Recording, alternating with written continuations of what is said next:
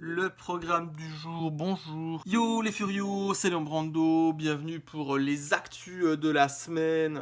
Cette semaine ça va être très court, on va parler dans un premier temps, on va revenir sur le clash, des guillemets, hein, c'est pas un gros clash, entre Kana et Nicolas et un peu moi-même parce que je me suis mis un petit peu là-dedans vis-à-vis des prix des tomes de Kujo l'implacable. Vous verrez, il y a du rebondissement, il y a une réponse, une re-réponse, une re-réponse. C'était très gaulerie et voilà, bon maintenant je pense que c'est terminé, on peut aller de l'avant. Et on va toujours rester sur Kana pour quelque chose d'un petit peu plus positif. On va parler des jaquettes de Crows françaises. Alors là je vous montre les japonaises, les Crows françaises je les mets maintenant à l'écran, on va parler de ça.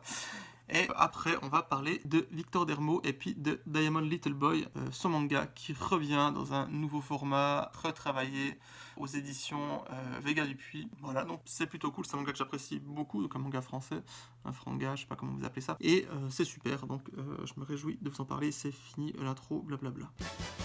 Pour Kana, globalement, rappelez-vous, la semaine passée, on avait dit que les tomes de Kujo l'implacable, il y avait un tome avec 40 pages en moins à peu près pour le même prix en fait, alors qu'au Japon était moins cher. Il n'y a pas eu trop de réponses à ce moment-là. Nicolas est revenu à la charge sur Twitter. Ils ont répondu en disant en fait que c'était exceptionnel, que ce tome ait moins de pages, pas de la série. En fait, il y en a plusieurs qui ont moins de pages, que ça se termine la fin d'un arc, c'est pour ça qu'il est plus court, ce qui n'est pas le cas du tout. En plus, c'est un manga, comme l'a fait remarquer à Lucar, je crois, qui se termine les fins de d'arc au milieu de tome généralement pour débuter un nouvel arc, qui est assez logique en vrai. Ça donne un peu plus d'accroche pour la suite, donc c'est faux. Et puis ils disent que du coup les tomes sont pas moins chers, en tout cas en physique au Japon, et c'est faux également. Du coup, moi je les ai attaqués pour dire en fait que ça sert à rien d'inventer des choses. Au pire, on dit, vous dites Canadi qui ne savent pas. Voilà, ou simplement que c'est un choix. C'est trop chiant de changer les prix, ça met beaucoup de problèmes. Ou alors tout simplement qu'il faut un peu éponger, rassurer, parce que c'est une série qui se font peut-être pas très bien, qui est peut-être difficile à mettre en avant alors qu'elle est très bien, je rappelle. Et que du coup, baisser les prix, ça leur vient un gain en moins, ils n'ont pas envie. Tous ces trucs-là, moi je trouve valables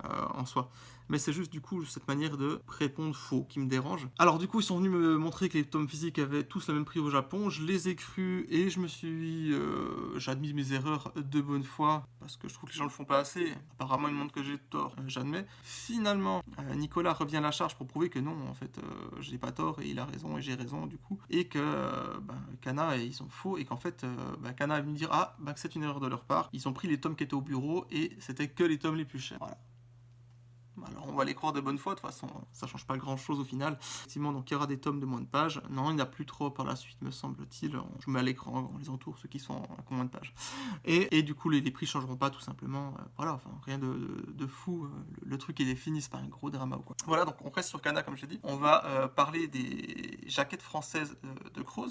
Donc je remonte les japonaises très vite fait. Bon, je peux les mettre à l'écran, je les ai en numérique aussi. Donc voilà, les versions françaises, en vrai de vrai, elles sont correctes. Voilà. J'ai vu deux commentaires avec lesquels j'étais assez d'accord. Il y en a un que je l'ai vu sur Discord par Alex, comme quoi le logo il était très rond, ça colle très peu à la police japonaise, qui est un petit peu plus angulaire, et je suis entièrement d'accord. Pour le fun, j'ai redessiné. J'aime beaucoup le C, après le reste. Mais comme je dis, elle est très bien la version française, enfin très bien. Elle est correcte la version française aussi, la mienne elle est pas ouf non plus. Mais je vais juste vous montrer une petite comparaison, je trouve toujours intéressant. Mais du coup, moi elle me va, elle me convient à ce niveau-là. Et deuxième truc, c'est Boo qui l'a fait remarquer, après j'ai vu que d'autres gens l'ont dit aussi. C'est la phrase d'accroche derrière. Il y a de toute façon une phrase qui correspond à une phrase du personnage qui est en couverture. Mais là, ils ont voulu mettre une phrase pour vendre la série. Et je trouve ça un peu nul. Après, n'importe qui doit vendre quelque chose dans la vie, ils savent qu'il faut faire sa pub soi-même. Donc si ça peut aider à vendre Crows, je trouve que c'est une bonne chose. Voilà. Mais voilà, du coup, globalement, je suis... ok, c'est correct, ils ont fait un boulot correct. On peut passer à la suite. Et sinon, dans les trucs un tout petit peu marrants, il y a aussi le magazine Animeland, Animeland, vous voyez lequel ça? Voilà, pas celui-là, celui-là. Ils ont fait une faute sur la couverture. Regardez, la faute, elle est là. Je la remets, regardez bien, elle est là. Voilà. Bref, ils ont fait une faute.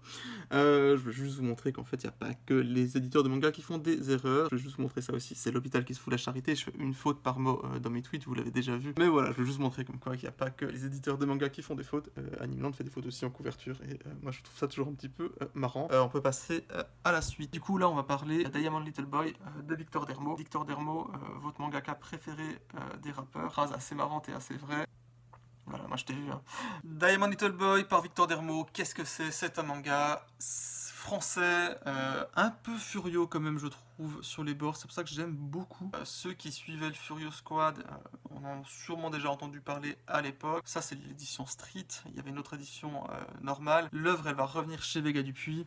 Donc c'est un manga qui est personnel, ça se base sur la vie de l'auteur, de Victor Dermo. Donc ça mélange un peu de musique, ça mélange de la musique, ça mélange un peu de baston, ça mélange de la drogue, du manga, il y a tout dedans, c'est vraiment cool, c'est très personnel. Il y a des bouts de relations avec des personnages. Pour ma part, c'est très proche de mon vécu sur certains trucs, où des personnages comme une petite meuf, une Lolita, disparaît, on va dire, de la circulation. Et ça arrive souvent, des gens qui disparaissent, on ne sait pas ce qu'ils sont devenus, on a échangé un peu avec, et puis...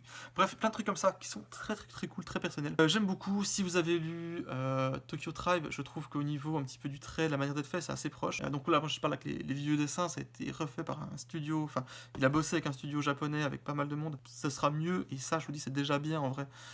Donc je me réjouis de voir ça. Si vous pouvez lire dessus, ceux qui traînaient sur le Furio Squad à l'époque, qui sont sûrement déjà entendu parler ou lu un bout, intéressez-vous à ça. Je vous mets le Twitter de l'auteur, il est assez actif sur les réseaux sociaux. Je me réjouis de voir ce qui va se passer. C'est chez Vega Dupuis, donc voilà, c'était un promo pour quelque chose que j'ai vraiment bien aimé, avec une édition où il y a même un clin d'œil à Furio Squad justement dedans, et ça, c'est beau. Bref, merci de m'avoir écouté, il n'y a pas grand chose cette semaine, j'ai dû retourner des 3 segments parce que je suis une merde avec ce qui me sert pour filmer. Voilà, bref, je vous fais des bisous, ciao, tout ça, blablabla. Pour moi, par exemple, côté manga, dessin, tout ça, faut le faire, tu vois, faut juste le faire. En vrai, je connais personne qui est capable de dessiner 200 pages de manga et qui à la fin des 200 pages, il est nul en dessin, tu vois. Tu tapes 200 pages, tu prends du niveau, etc.